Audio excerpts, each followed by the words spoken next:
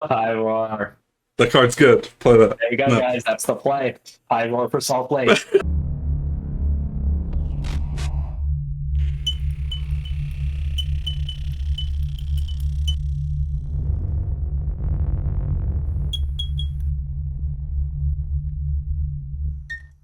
Yo, what up, guys? Welcome to Faded Town, number one Pokemon podcast in the world. These are facts. I'm just gonna keep saying that forever. So, like, if you're tired of hearing that and you think the other podcasts are better, that's your opinion. Again, just go to your local library, look it up in a book, man. It's there. So, yeah, I'm not gonna jump too much into it. Hit that like, subscribe button down below. Do all the fun stuff. Audio only versions are on every platform, so go follow there as well. Leave a review there. Yeah, a lot to talk about this week. Rule's not here. Xander's back. Drew's joining us this week. Great. Like I said, we always get the best players on here anyway, so like, don't ever worry about our guests. Our guests are always the best, so don't worry. I'm only 41st. Oh, only? I don't know. Dude, you've been on... We'll talk about that. You've been on, like, a killer thing. You've been doing tremendous. Xander's... No. That was the ranking thing you were talking about, right, Drew? Yeah. I didn't see myself on 26 to 50, and I don't know whether I should be excited or scared. I think I should be more so... 25. Dude, I'm like not that known anymore, though. I'm kind of washed up. I don't know. We'll see. I'm You're so actually really known curious. because you're friends with Bradner. That's true. Yeah. That's true. That helps.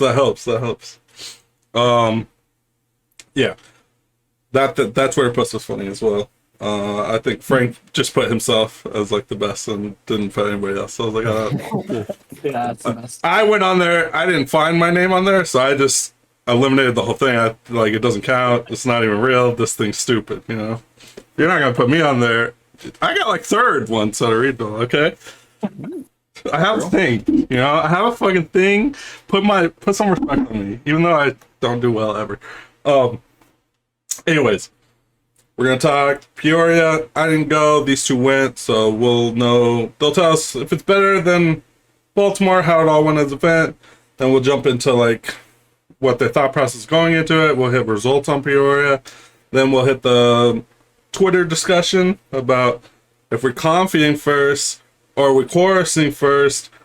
Who knows? Does it really matter? I don't think it does, but I mean, it's something to talk about. Then we had a viral Twitter clip, which might be the most views that Pokemon has ever seen. And it was just seen by, like, one person that just happened to have 70,000 people watching at the same time. So that's kind of cool. And then we'll end it up with, like, what we're looking forward to Salt Lake with. And what we're testing and how the meta's developing over the next week, basically. But yeah, let's kind of jump into how did the event go? Was it ran well? Was the venue nice? I know it's in the middle of nowhere. Or at least that's what it looked like. So yeah, Drew, how'd you feel that go? It was ran well. It was ran fine for regionals, especially one that size. So ran well. So props to the organizers. Did a pretty good job there. Venue itself, old, ran down. Yeah. Lot of issues there. Kind of felt a little gross at times. But like you said, I mean, it's not a city you think about when you think of Illinois, I guess, because it's not Chicago. But it was fine. No issues around the venue other than lack of food. I think my lunch break, it was hard to get food because the restaurants around there weren't prepared for an event this big, it seemed like. So it took me 55 minutes to get some French fries. But, you know, you do what you can do. But yeah, I mean, Plymouth ran well. That's really all I care about. Where it is, obviously, people are going to go where it's going to be. This one was huge. Baltimore was huge. People will get there. And as long as it's ran well, that's all I care about. Get me out of day one by 9 p.m. and I'm happy. I'm with you on that. That's nice. How'd you feel about it, Xander? Yeah, it was really nice for me. I had a nice hour, 15-minute drive from campus because I'm in Champaign, so it's even closer than the drive from Chicago. Like Drew said, the food options really sucked.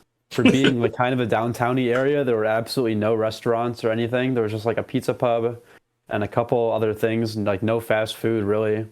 So that part kind of sucked. I was eating concessions or pizza pretty much the entire weekend. As for the venue itself, it was a lot bigger than Baltimore, it seemed like, in terms of like how much space there actually was. And it also wasn't like 75 degrees in there, so it was a lot nicer of like a whole overall experience. I was wearing like a sweater most of the time, and then on day 2, just like an over flannel or something. So much better to not be sweating the whole time. And then as for the event, there were a couple hiccups, but I mean, that's to be expected. Like sometimes you have late rounds or match slips or time extensions, but it was ran pretty well. Got out of there not too late on a Saturday or Sunday. That's good. Yeah, from the stream, the venue looked super small, but you're saying it was bigger than Baltimore? I thought it was bigger than Baltimore. Really? Like. That's good. Yeah, I don't know. It might have just been the angle, because they gave you, like, on the stream, they gave you, like, a overcast view of the whole video. But maybe it looked cramped in there. I don't know. I was like, let's get a bigger because it was venue. just like hot as hell in Baltimore, but Yeah, maybe. it definitely was a more comfortable experience. Yeah, that's good. Yeah, we didn't see much complaints. There was no promos, but that really wasn't on them. I mean, if they don't show up, what are you gonna do? There's like, I mean, at least they had enough mats for everyone, which True. no one really wanted the mat, but yeah. But Salt Lake has the mat everybody wants. So if you're going to Salt Lake, show up early, get your mat. Again, who knows? They might run out too, but we'll figure that out. So that's good. At least we're improving a little bit. It was a different organizer. Obviously, we'll see how it goes forward. So, like, we're gonna hit back to back, basically all 3 organizers back to back to back, and we'll kind of get a feel of how each area is gonna run their tournaments.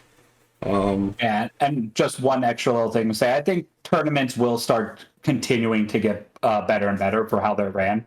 These organizers that are running these, they've done it. They know what they're doing. All 3 of them do.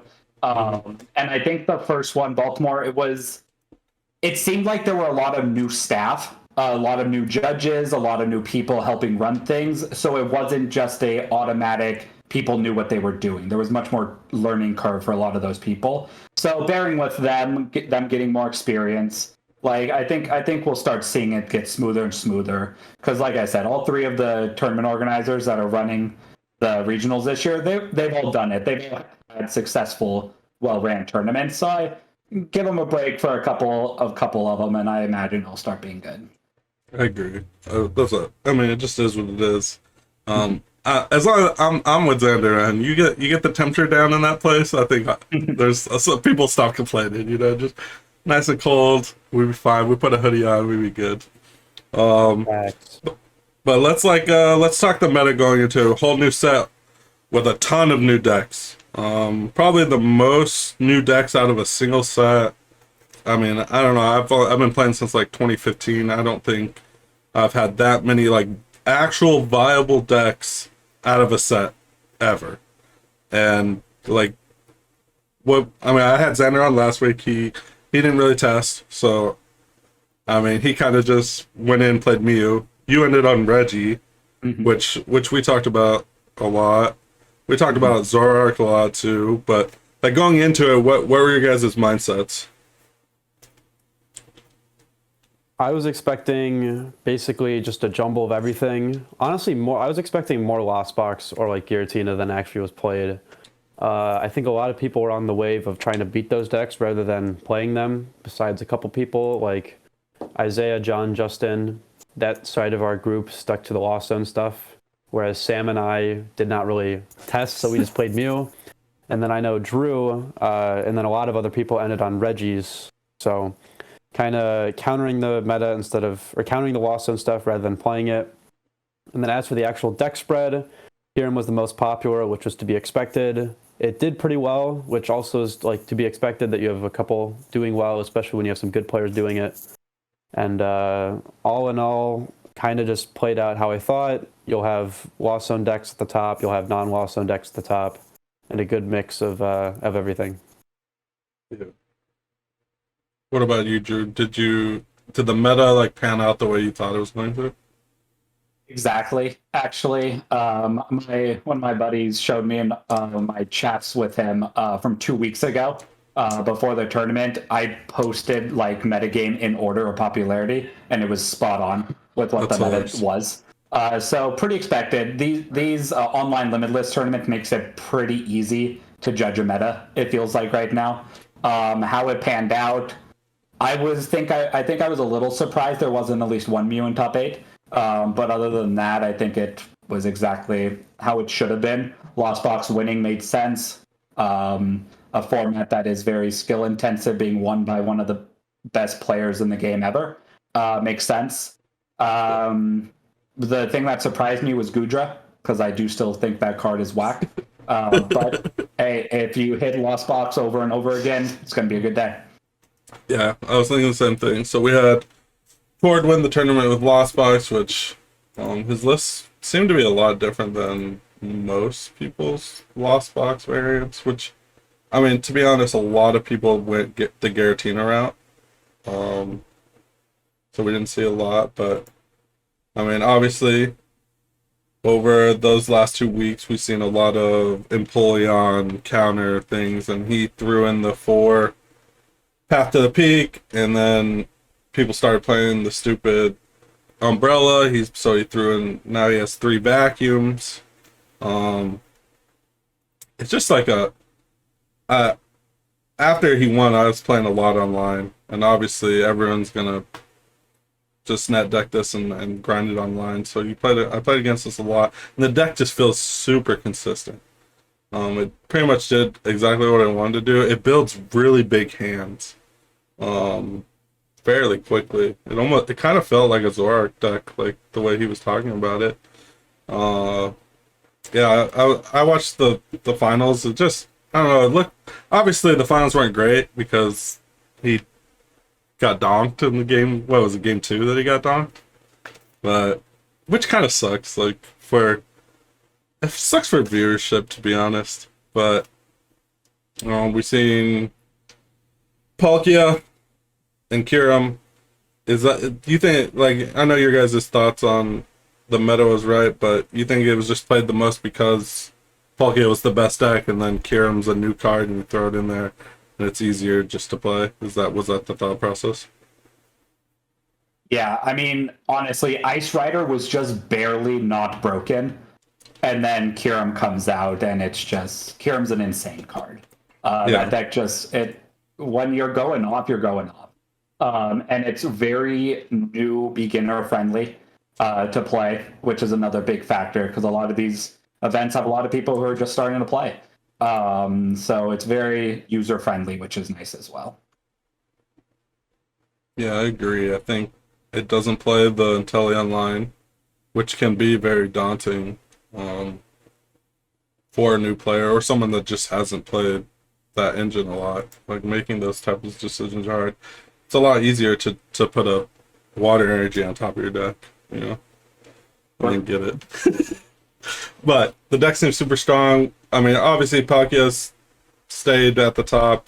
Giratina. Is there anything in the meta that you thought was going to be good but didn't pan out? I would say Blissey, I thought would do better in this event, but it doesn't look like anyone pulled the trigger really on that deck. I think, Yeah. and we're already seeing it now in the online tournaments. Blissey starting to skyrocket, which I think everyone can expect. No one has Miltank counters, so Blissey is doing well. But I think I was surprised no one pulled the trigger. It was a deck I had in my bag, and I thought about doing it, but I just didn't get any reps in, so I didn't do it. But Right. I was surprised that wasn't there. What about you, Xander? I know you didn't test much.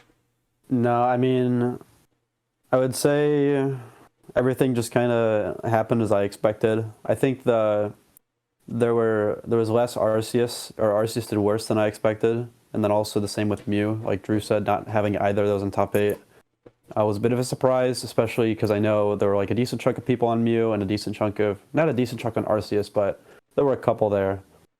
And so especially not seeing any was a little bit surprising. Yeah, there's been a lot of hate on Mew after that event. A few Twitter posts saying the deck is unplayable now. It's not Dude, there's so good. much Drapion. Okay, the deck is still the deck is broken, but there's just so much Drapion. Like Yeah. it's crazy. You also like, I don't know. I got Marnie Pathed on turn 1 a couple times, and that just kind of sucks too. Like the deck is super good and it has good matchups, but it doesn't feel like it has good matchups until you sit down across from your opponent and then do Mew things to them. Okay. Oh, that's fair. That's fair. Because, like, I don't know. I've been looking on Twitter. I don't remember who posted. It was like, unplayable. The deck is horrible. And it's not because of Drapion. Drapion does not. I'm like, I don't know. Drapion seems pretty good. I Dude, don't Drapion know. does so much. It's It does so absurd. much. I'm like playing the Zora. Like, I'm testing Zora a lot. And I'm like, kind of just want to throw a Drapion in here. I think my matchup versus Mew is good already. But I think I put Drapion here. I don't think I could ever lose. Like, ever. So, like, I don't know. I don't know. Going into Salt Lake, we'll talk about that later. But I also want to talk about Reggies. I felt like a lot of good players played Reggies, and none of them hit the top 8. And watching the stream, like if I was a player watching the stream, I would never touch Reggie. Reggie shit the bed on stream so bad. Like it didn't look fun to play. It looked like everyone playing it hated it. And because all they did was go, oh, I didn't get it. Oh, I didn't get it. Like, it just, like, but then I'm like, off stream, they're like, I'm 5-0. They get on stream, it doesn't even look like the deck works. It doesn't even look like the deck works. Someone played Reggie's on stream. This is Right. not fair. So everyone knows I played one Reggie Steele in Baltimore. Everybody knows this. Unfortunate that when I played Mahomes on stream, he decided to boss my Reggie Steele and lost zone it because Lost World was in play to keep me honest, knowing that there was a chance I only played one. He didn't know that I happened to have prized the second Reggie Steele. Oh, It was okay. just very unlucky. Yeah. That is so sick. But I got punished even though I corrected my greedy list. And I'm so mad about that. That's hilarious. But you did make a good. Was it you? I think you made a good play where they got rid of both your Reggie Gigases, and then you had a third one, and you did win a match with that. And I was like, I think me and him talked about that at one point because it was like, oh, they think you only have 2 Reggie Gigas. Oh, here's my third. God, which was cool. I mean, that's like the one highlight of Reggie on stream. Because, like, on stream, I don't know, people were not, it just was not performing. Obviously, I mean, it didn't make top 8, but a lot of people made top 16 to 32 with it. How do you feel about the deck going forward? I mean, it's good. I don't know. I do think it's good. I know you're saying on stream it had some weird hands, but I don't know. It's a good deck. It does do that thing where it just doesn't set up, and it feels bad because you don't play the game. But I don't know. Now that people might be playing Ice Cube, it's unplayable. If you expect Ice Cube in Box, it's unplayable. Yeah, I did notice that. I did notice that. Exactly. That was pretty wild. Like, we can kind of. There's not much more to talk about this. Like, it's crazy how fast the game moves now because we've all touched on the little things that we've seen on Limitless, like in the last 3 days, and it's just crazy because right after the event we've seen Blissey do very well. It plays the 4 hyper potions. It's not going to lose to that Tord list, and it builds up when you get things don't kill Blissey. Like 300 HP is very high, and it builds up damage very quickly. And no one's playing outs to Miltank, so it looked really good. I will just say on that, I think Blissey has a bad matchup against Radiant Charizard Lost Box. Really? Yeah, I think it's pretty bad. If you put down a Miltank, you actually kind of lose the game. So they get to KO the first Miltank, then they get to Echoing Horn KO it again. Right? So that's 2 prizes. And then they just vacuum Charizard, and they kill 2 Blissies. So I actually think it's favorable for Lost Box if the Lost Box player knows what they're doing. Towards List is a little bit worse against it, but Yeah, the typical one that most people will continue to play has a good matchup against it. Blissey plays Path and stuff too, right? yeah. Mm-hmm. It does. Okay. Path. Yeah. And maybe with Marnie and stuff like that, because if you Marnie Path them, I mean, it's really hard to get those pieces, especially if you need to replace the Path too. Like, I think Towards List probably scoops to it, but other lists that are not playing Path or something, or play, I mean, Pokestop or something, then they'll actually be chilling. Yeah, exactly. That's the biggest deal. The fact that Tor played Path is what hurts them. Yeah. I was just looking because, like, we've seen it did have a lot of success in the last, was it late nights or whatever. But then, like, right after it had success, I think that night, the Ice Cube just went. There was one copy of Ice Cube in all of the Lost Box decks in that tournament, and it won the event. Yep. And it was just, that card. Yep, it can literally, that card's just good. That deck was, I mean, I didn't analyze that deck too much, but it looked pretty, like, it looked really wild. It played like a one Reggie Gigas too.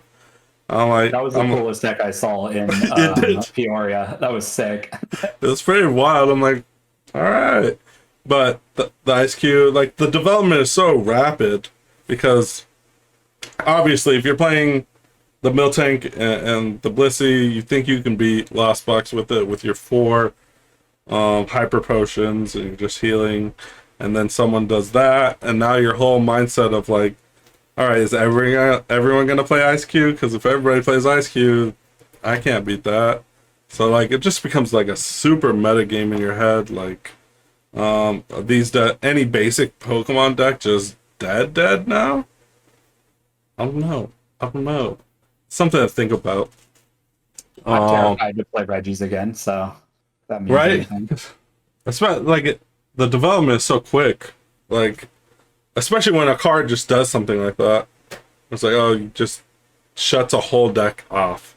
Like, See, the way to get around that is you play Mew, and you just don't. There's nothing like that because even against Miltank, you got Max Miracle.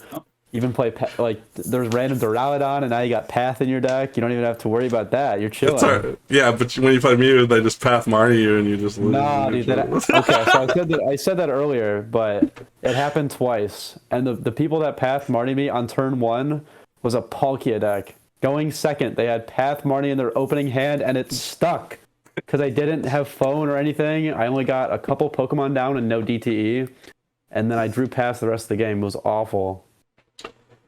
Like, I think Love that. Path of Peak is just so strong.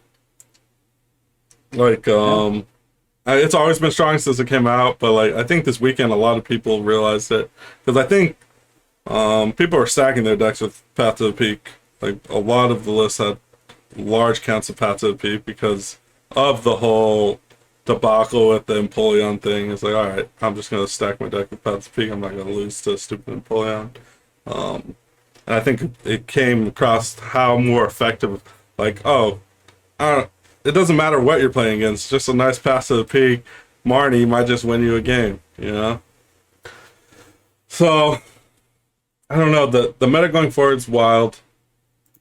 We can talk about the Twitter clip, I kind of want to jump into that, because XQC, which if you don't know, is like the top 3 biggest streamers on Twitch platform. He's watching Twitch clips, and the stream ended up being one of them, and it was Sable House, right? He says it's something like, if I remember, it was like he got the Arceus raw just the way we like. And then like Pokemon made it so much worse is that they cut the stream like right after he says that. So like when you watch him do it, he's like, why'd they cut the stream? Like, it seemed like they knew he said something wrong. Like, the whole it just makes the whole thing look bad. But to be honest, it was super funny, and like for it to just be able to even catch the views of someone of that like level of like, what is he even, how that even got to him is hilarious.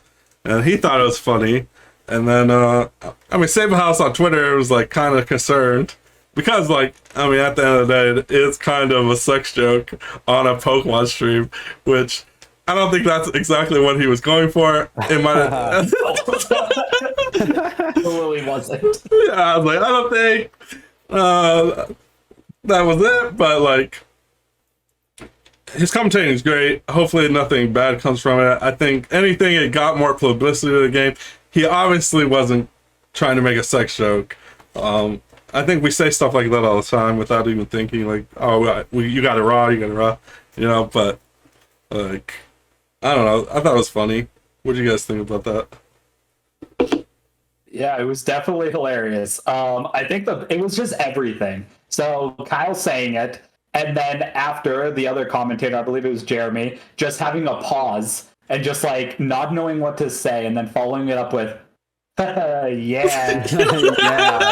That made it even worse too. You just gotta like roll, dude. You just gotta be like, oh yeah, now they're gonna be able to use Trinity Nova. You just gotta keep going. I agree. I think Jeremy was just so shocked by what was just said that he also had no idea. Just didn't know what to say. It was pretty like, it was daunting that he was just like, oh, you got it raw, and then didn't say nothing, and then. I don't know. I think I would have laughed too if I was sitting next to him, but I'm not. That's why I'm not up there. But and then the Pokemon cuts it. It's almost like the perfect clip. It's almost like the perfect clip. I love it. Yeah, I love it. Especially the music too. The Peoria regionals like music. It's like where's the meme where it's like the to be continued sort of thing? Yeah. It was kind of like that. Like it would have been so much funnier if it was like actually that song, but obviously it's not. Yeah. It's pretty close though. Similar vibe, yeah. Yeah. Oh, so good. It's so good. It's so good. So hopefully everything's cool. Pokemon at the end of the day got us a little more viewership. All right. Might not be for what you want it to be for, but hey, maybe pick better games to stream. When it's round 9 and you got to win it in, how about we don't play double Gudra against each other? I don't know. But yeah.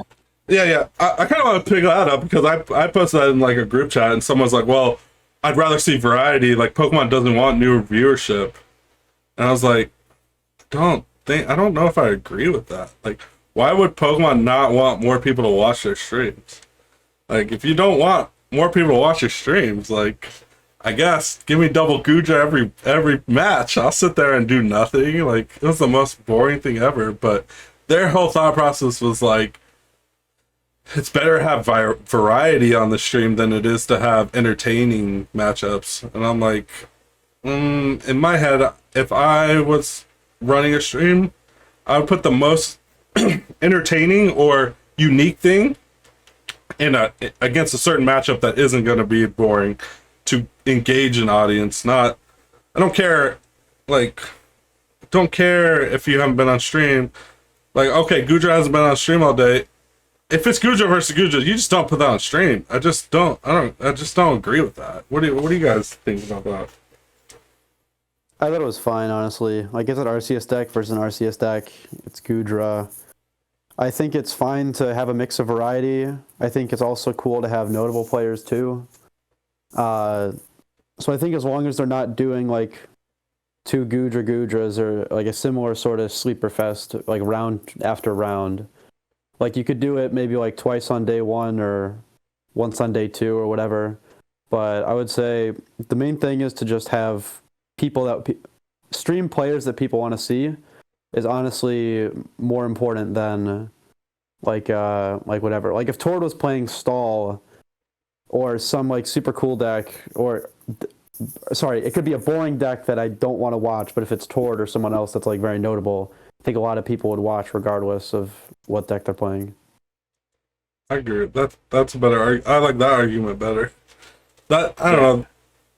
The idea of just like Pokemon doesn't care that new people watch the game, the only people watching the game are people that are invested in the game, just kind of like was weird to me. I was like, why would you like? I don't. If someone put me in charge of a stream as a company, I would feel like my goal is to try to engage my audience, not like I don't care. Because I don't care if I get more viewers. Like, I don't know, like, that mindset to me is just not right. But, yeah, and I'll also add on to that, just they don't like they don't have a lot of time to pick the matches they're going to play, right? Because Yeah. like I said earlier, they're trying to get us out by 9 p.m. And the stream game is typically the one that kind of goes a little bit longer every round, other than time extension, things like that, because they have to get them set up. So they kind of, like Xander was saying, they pick, oh, this is a well-known player. He's on his winning end. I imagine this one, I think it was Travis Beckwith, right? Yeah. Versus someone. So they were like, Travis is on his winning end. That's someone that we want to like just show up on stream. And then they pick that table and then they see, oh, shoot, we picked a Gudra mirror match. That wasn't on purpose. I don't think they pick based on matchups. I think they do pick on people. I think it's both. Like, I know that they know the decks, and so they'll be given pairings. Obviously, first thing they'll see is player names, and second of all, decks are kind of like an afterthought. Like, if it's an auto loss, they're not going to throw it on there, but they will definitely like do it. Okay, like I don't know. They'll see names and then they'll check decks, and as long as the decks aren't atrocious, they'll put it up there. Yeah. Then again, they've done some dumb things. Like at NAIC, I was against a mill tank with no mill tank counter in my deck, which was pretty cool. But I Fantastic. Love that. That's rough. Hey, you got like, a free shirt. I did get a free shirt. yeah, I just like, I don't know. I think when we come down to the last game, which is like the most hype game of the day, it's a winning in. Usually, it's always a winning in. It's very like, okay, he's either going to play day two or he's not going to play day two. I think we just need to make a better effort to make that game more fun to watch, because I think it is the most like exciting game of the day. Sure, the first one is like, okay, yeah, let's get it going, but the last one is the one that means the most, and I think we just please just no more double Gudras or like. I mean, if Tort's playing a stall deck, that's fine. Just don't have him play a stall deck. Like, I don't know, just a little more effort in that category. I know it's quick. I don't know. I just didn't like that. I actually just turned the stream off after like 15 minutes, and they're like, no prizes were taken. I'm like, okay, this is dumb. But. And that's someone like, I play a lot of Pokemon. I could just like, if you don't like Pokemon, like you're just first time watching a stream, and you're like, oh, these are like winning ins. Like people have talked about this. This is like important. And you're like 15 minutes in and no one's taking a prize. You're just like, okay, fun. Oh, he healed. I'm like, no. I'm more on the entertainment side when it comes to like streams. So we can go from there.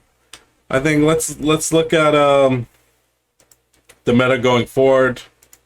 We'll finish it off with thoughts going into Salt Lake after seeing what has happened, and then the development over the next 2 weeks is, I think, if you want to win the tournament, I think watching Limitless once a day at least to just see what is being played and how decks are changing, because Limitless is very open. Like you can look at everybody's full deck list.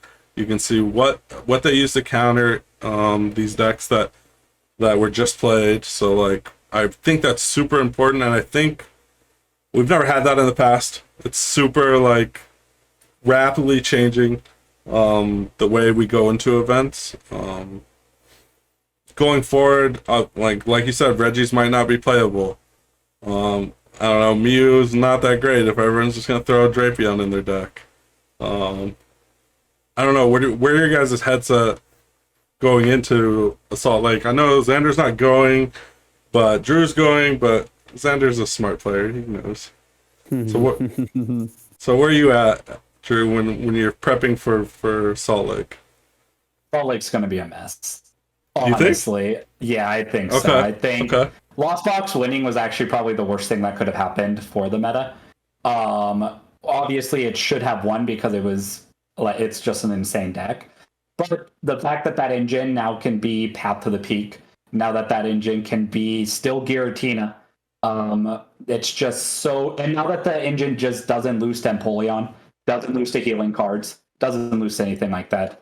But being a deck that currently has like a 45% win rate on online events because it's not an easy deck to play. Not easy, a lot of decisions, a lot of little things can go wrong, especially in best of one format, which is something to keep in mind with the online Sure. events.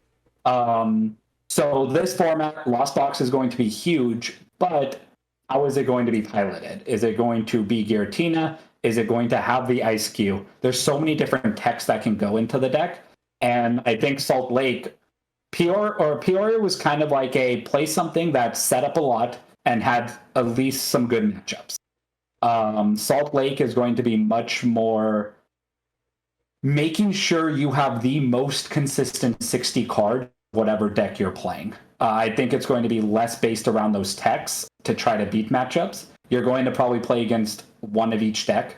You're going to probably play against 9 different decks day one. And trying to, which is why I kind of don't like the idea of Ice Cube and Lost Box. Because it's not going to do anything 7 of your 9 rounds day one. Could it win you 2 of them? Sure. Is it going to be a start, like you start that card and just lose the game against others? Potentially. There's just so many different issues right now. So you want to really focus on that 90, like those 60 cards being as consistent as possible and not worry about trying to metagame too much is how I would go into this tournament. I feel that. I feel like, especially as someone that's been testing a lot and just like looking at how quickly the meta develops, I like that mindset of like, you can overthink it. You can definitely overthink it, start teching on, I have a Drapion and this and that. Now my engine doesn't run as good. This guy plays a straightforward deck that half my techs just don't work for anyways. And now he's just doing better. It's kind of the mindset that happened at Worlds where they were playing the Jolteon and then he had the barrel. It's like the more consistent list just did better. Yeah. What about you, Xander? If you were gonna go to Salt Lake, where would your head be at? I think I would probably just run back the Mew, to be honest. Like I mean, considering that I would not be doing much testing, the other deck that I would play would probably be like Giratina. I think that your Lost Box matchup is pretty close, especially if you can cater the deck to it too. Like if you really wanted to improve your Lost Box matchup, you could throw in like, I don't know. I don't even know how you would improve it. Like theoretically, the best way to improve it would be just to like speed up your Lost Zone stuff, because that's really what you need to keep up on anyway. But yeah, Mew's still really strong. Lost Zone decks are really strong. Palkia's pretty strong too. Like, I mean, every deck has merit to it, like to play, and it's just a matter of picking the deck that you want to play, that you have fun with. And I mean that seriously too. Like if you're playing a deck that you don't enjoy playing, you're gonna make mistakes and you're gonna hate your life.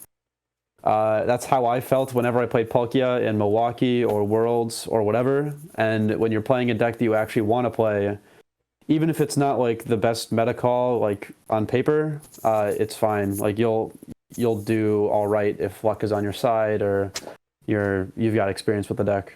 So I would just play Mew, honestly. Just run it back. I feel that a lot because like I think every time I've ever done well has been because I played a deck that I understood a lot and I was very comfortable with and I enjoyed playing it. Like Blastoise, I understood the deck completely. And I don't know, whatever the other 3 decks I did well with are, but every time it wasn't like this deck is supposed to be the best, so I'm just gonna play it. It's I understand my deck list the most, so I did the best with it, which I think is overthought too. I think a lot of people go online and it's like, oh, Palkia has the highest win rate, I should just play that. And then they play like 5 games of Palkia and they're like, oh, I don't even like this deck, but I mean, numbers say it's the best, so I should play it. It's like, that mindset's just not great either. Hundo P for show. For show. Well, I've seen you post. Yeah, do not play Dialga. That's not okay. It's just dead? Nothing changed. The deck is still awful. Bad. You don't beat anything that is not like a V-star deck. Okay. You don't beat Mew anymore. You don't beat... I mean, like, okay, Mew's like a fine matchup, but the thing is the Lost deck, like the Lost Zone engine just like sucks. it like your Cramorant damage doesn't actually do anything against your V-Star matchups. Like you're playing so many bad cards in your deck. It's just, I don't know. It's sad to see. But like I think it's a good thing to note that like you can look at if you're not diving into Limitless, because Limitless has a lot of resources where you can see win rate. Like you said last week, sure, there was a Dialgas that were in the top 4, but when you dove in to see it, it had like a, I don't know, 30% win rate or something. Yeah. Something. It was something disgusting. It was horrible. So it's like if someone's not diving in and they just look, oh, Dialga looks fun, like you might just end up on a shitty deck because that happens. And like that could be the Blissey thing where like Blissey's doing really well. It looks fun. It looks good, but you need to let the meta go out, check the stats, go for it, and then decide if you really want to play something like a Blissey or a Dialga. Who knows?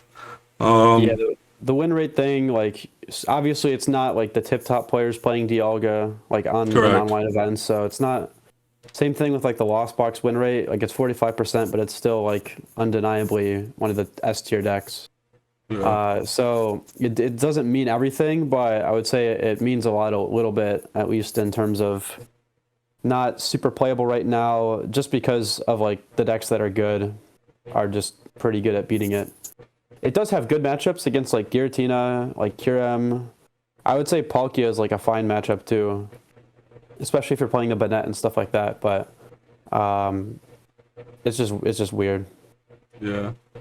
If what do you expect? Do you expect Palkia Kyurem to still be like the most popular deck? Yeah, I would say Palkia Kyurem or just like straight Inteleon Palkia. Okay. Might be Palkia Inteleon might not be as popular because of the new player sort of tendency to play non-Inteleon decks. And also Kyurem Palkia did well, so I would also I'd expect it to just stay the same, to be honest. Okay. What about you, Drew? You there too, or you on the Lost Box? Drop a little bit. I don't think Lost Box will pick up. I think Giratina will pick up. I think Giratina is a more appealing deck for a lot of players, myself included. I would much rather play Giratina than straight Lost Box. I think Giratina is a cool card. I would see that pop up a little bit more. Lost Box will pop up a little bit more. Kyurem will drop a little bit. The Kyurem players will also kind of shift a little bit to playing like Zoroark, very similar decks, but a different strategy, kind of a different route to get the big damage out there. So I think we'll see it drop a little bit. I think Palkia will be probably like the second most played deck there. Palkia and Inteleon.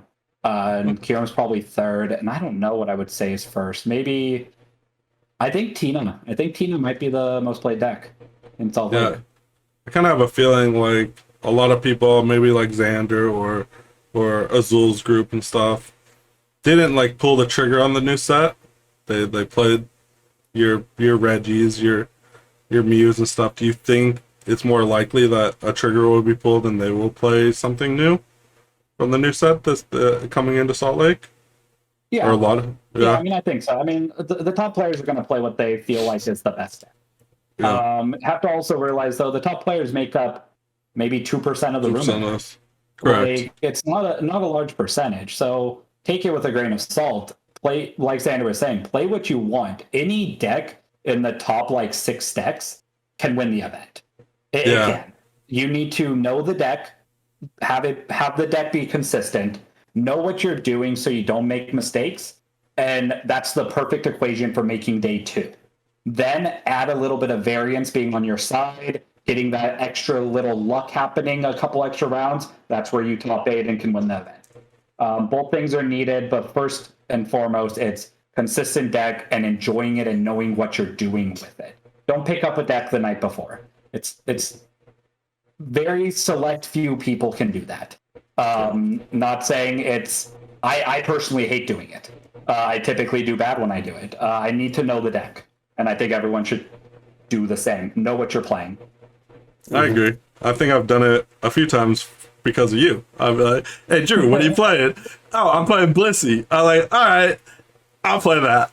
And I did pretty well. I started like 3-0 on the day. I lost my winning in I lost 2 winning ins that game because I played the wrong Chansey. Which, if I didn't pick it up the night before, I wouldn't have played the wrong Chansey. So There you go. at the end of the day, that's where it happens. But yeah, I think the meta's really cool. I think a lot, like you said, a lot of decks can win. Like, I wouldn't be surprised at any of like the top 6 decks winning the tournament, which I don't think has been like a thing in a long time. I think Azul said this on stream or on his podcast where like this set didn't have like a super broken card. Like, you didn't have a Polkia. Like, obviously you had a Giratina, but it wasn't like super broken, which like made every other card in the set like still viable. You weren't just like, oh, Polkia's just so much better than everything, we're just playing Polkia. It's like, it's not that broken, but we could play it without Giratina, we can play Zorak, we can play the Gudra, we could play whatever, which was, I thought was super cool. And I hope more sets like that. And we just, it's sometimes it's cool to have like a super broken card, but I think it like really washes out the meta when you have cards that are super broken like that. So Chorus is super broken. yeah, That is the broken card in this set. which one? Colress. That Colress. is the super broken card in this set. I Oh, agree. he's so good. Sage's It's training. It's so Like- good. And I think if you're planning on playing Arceus, try Colress in there, because I think that's the way you have to do it now. Sage's training was 2 cards. Yeah, Sages, you only got 2 and you discarded 3, I think, right? Dang, that's Yeah, this card's broken. busted. Yeah, I was thinking about it, like, you get to draw 5. And like most of the time if you draw 5, there's already 2 cards you don't really care about in those 5 anyways. Like, it's a better digging card than most cards. Yep. So like, it's worth playing by itself. And I think someone predicted that on Twitter a while back. It's like, oh, people are gonna play this in non-lost box engines. I'm like, yeah, eventually. Like, when you realize that drawing 5, looking at 5 is pretty strong compared to like putting your whole hand on the bottom of your deck and then getting 5. Which I'd rather just keep my hand and then look at 5. It's pretty good. Yeah. Oh yeah, we didn't touch on the stupid Comfy versus Just Colress first. It's fine. It doesn't matter. right. That's why I like. I know Bradner put out the whole. I think that was like the most logical thing where he's like, hey, with Comfy it's 50. You get rid of 50% of the cards. With Chorus you get rid of 30% of the cards or something, 40. or 40% of the cards. Obviously, it's better to get rid of 40 before you get rid of 50. Seemed logical to me. Like, if we're gonna really break it down, sure. But at the end of the day, I really don't think it matters. I don't know. No, like the other thing is that if you Colress first, you might find something that you would want to do before the flower selecting, where you're less likely to do that if you Comfy first. Like if There you we go. get like a VIP pass or whatever. So Yeah, exactly. Finding Yeah. a quick ball, finding something, yeah. just Colress first, call it a day. It's fine. We're chorusing first, everyone. All right. And Yeah. I don't know. I think Finn went online. I don't know. Every argument I've seen for Comfy first is like, you can just say the same argument the other way around. So like, it just, you couldn't like you. But the one argument that I see that you can't flip around is the 50-40. Like, it's never, those numbers are always there. What are you opening a pack right now or what? Dude, yeah, I'm opening a pack. All All right, right. Yeah, let's hit it. I got nothing. Nothing. I got we How do need you- a live pack opening section on Yeah. the podcast. There we Okay. go. Well, end it with a live pack because like it's pretty. I think we covered pretty much everything. So give us a full art here or something, dude. Come on. Yeah, I'm cracking it open and we'll see. It's so big. I don't know how to do the rearrange trick, but I don't know how to do that either. I'll I just used to do that. I just did it like myself. All right. Is it like Guja? Yan Chao, Oh, Nuzleaf, Damage Pump, that's what I'm talking about. Horsey, Mawile, Shellos, Binacle, Porygon 2, Porygon 1, No. Porygon. We got a reverse Reverse hollow lady. Lady. and Pyroar. Pyroar. That card's good. Play that. There you go, No. guys. That's the play. I roll for Salt Lake. Pyro for Salt Lake. heard it here At the end of the day, There it is. that is what it is. I'm gonna clip that as the first thing I that was we. about to say that's the first one. That's the first clip at the beginning of the podcast. Pyro is the play. Let's go. But yeah, guys, thanks for coming on. Appreciate it. Next week, I think Monday I'll have a little breakdown on like what I'm testing, what I'm doing going into Salt Lake. And then Thursday I'll have me, probably Rahul will be back. Whoever else wants to come on, we'll do a meta discussion going into Salt Lake, which will break down a little bit more. Because again, when we talk meta development, we have a whole week of limitless crap that's going to come out that's going to shift things very slightly, but it's worth talking about. So we'll have a week worth of limitless crap to talk about. So we'll do that on that'll come out on Thursday next week. But yeah, thanks guys for watching. Definitely hit that subscribe button down below, like, do all the cool stuff. But for now, we're gonna scoop it up.